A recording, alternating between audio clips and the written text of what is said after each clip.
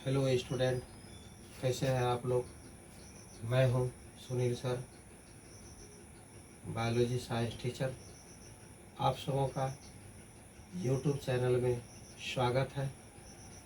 मेरा YouTube channel ID code @SunilKumar-JO5BR है।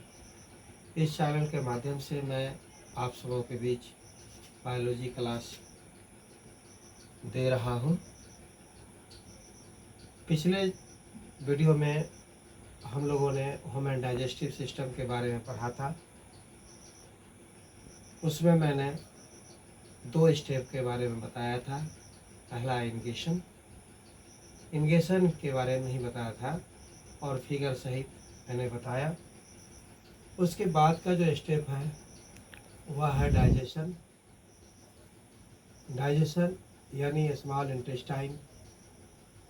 Food का सबसे बड़े पार्टिकल का छोटे पार्टिकल में बदलना डाइजेशन कहलाता है। स्मॉल इंटेस्टाइन एलिमेंट्री ग्लैंड का लार्जेस्ट पार्ट होता है। यह 6 मीटर लंबी और 2.5 मीटर चौड़ी नली है। अलग अलग एनिमल्स में इसकी लंबाई अलग अलग होती है।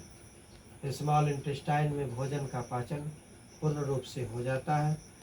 लीवर में उपस्थित गॉल ब्लाडर से बाइल जूस एवं पेंक्रियाज से पेंक्रेटिक जूस निकलकर भोजन को अच्छी तरह पचा देता है। कार्बोहाइड्रेट ग्लूकोज में बदल जाता है। फैट फैटी एसिड में, प्रोटीन एमिनो एसिड में बदल जाता है और पचे हुए भोजन सेल में पहुंच जाते हैं। इसके बाद अगला स्टेप जो होता है वह तीसरा स्टेप है एब्जॉर्प्शन। स्मॉल इंटेस्टाइन में फिंगर लाइक स्ट्रक्चर होते हैं जिसे भिलाई कहते हैं। इस भिलाई के द्वारा पचे भोजन का एब्जॉर्प्शन होता है और सेल में पहुंच जाता है। चौथा स्टेप है एसिमुलेशन, जिसे स्वांगीकरण भी कहा जाता है। पचे भोजन का सेल में ऑक्सीडेशन होता है। माइटोकॉन्ड्रिया में ऑक्सीजन की उपस्थिति में भोजन का जलना एसिमुलेशन यानी स्वांगीकरण कहलाता है। इस कारण माइटोकॉन्ड्रिया को power house of the cell कहा जाता है। इस प्रोसेस में एनर्जी, वाटर और CO2 यानी कार्बन डाइऑक्साइड का निर्माण होता है। एनर्जी ATP के रूप में जमा हो जाता है और वाटर एवं कार्बन डाइऑक्साइड शरीर से बाहर निकल जाता है।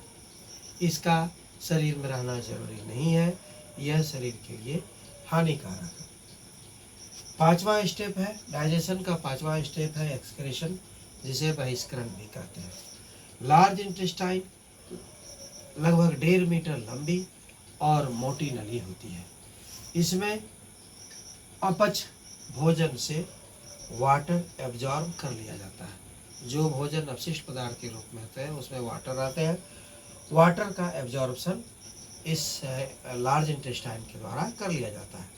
बचे अपशिष्ट अपच भोजन रेक्टम में जमा हो जाता है, जहाँ से मल के रूप में एनस मलद्वार मल के रूप में जहाँ से मल के रूप में एनस से समय समय पर निष्कासित कर दिया जाता है। इस प्रकार लगभग 12 घंटे में भोजन पूर्ण रूप से पच जाता है और अपशिष्ट पदार्थ शरीर से बाहर निकाल दिया जाता है। तो ये हुआ आज का ह्यूमन डाइजेस्टिव सिस्टम का पूरा प्रोसेस। क्लास 10 सब्जेक्ट बायोलॉजी में आज हम लोग ह्यूमन डाइजेस्टिव सिस्टम कंप्लीट रूप से पढ़े हैं। आज के लिए इतना ही। इसके बाद हम लोग नेक्स्ट वीडियो में पढ़ेंगे। तब तक आप लोगों को बहुत बहुत धन्यवाद। Thank you. शुभ रात्रि।